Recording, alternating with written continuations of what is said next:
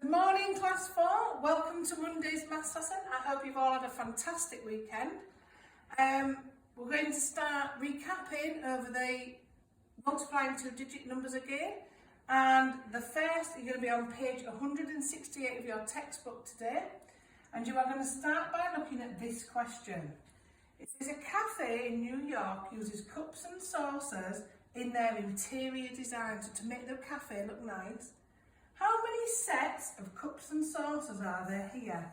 Now I've been really nice and I've counted them for you. So each row, each column has 23 in it. So could you pause the video now and try and work out how many cups and saucers are in this picture? Go. Right, fantastic. Hopefully you should have done 23 times 1, 2, 3, 4, 5, 6. Okay, now thinking about the method that we used last week, we would do 23 times 6. Draw a nice straight line underneath it. And we would start with the ones. We would do 3 times 6. 3 times 6 is 6, 12, 18. Okay, so now we're into double digits. So because we've got a 10, put the 10 in the tens column and the ones in the 1 column. So now we move on to the tens. So we've got 2 tens, so that's the same as 20 times 6, or 2 tens times 6. So another 2 times 6 is 12, so 2 tens times 6 is 12 tens, and that is the same as 120. So then we need to add these two numbers together.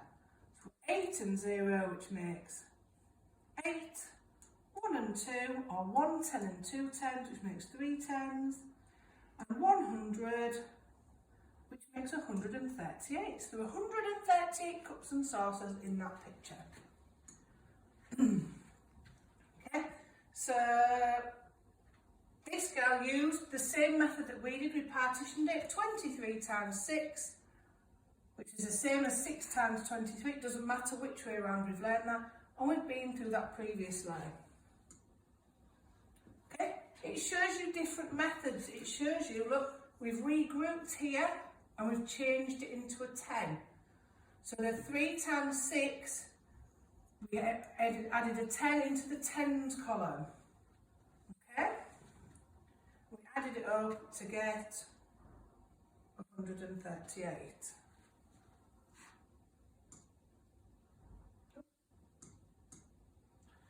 Okay, your guided practice on page 170 is practicing more of these sums, okay?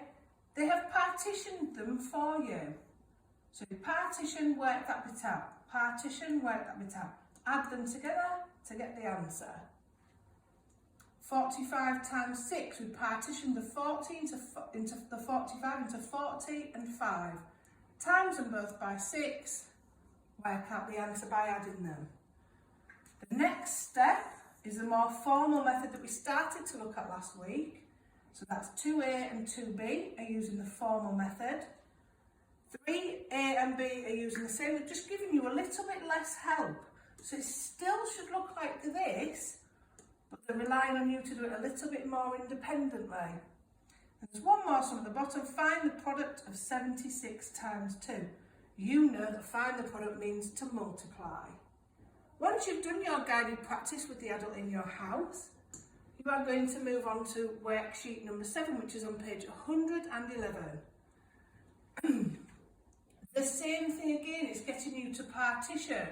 Think about the two bits, add them together to get the answer.